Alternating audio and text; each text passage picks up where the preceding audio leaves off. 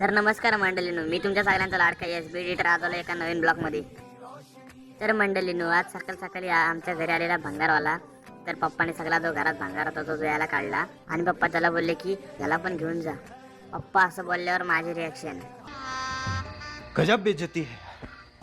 तर मंडळी तो विषय सोडून द्या आणि आता दुसरा विषय बघा. तर मंडळी, कसं दिसतंय मग आमचं हत्यार #शंभू. याला बघितल्याशिवाय आमचा दिवस उजाडतच नाही हो.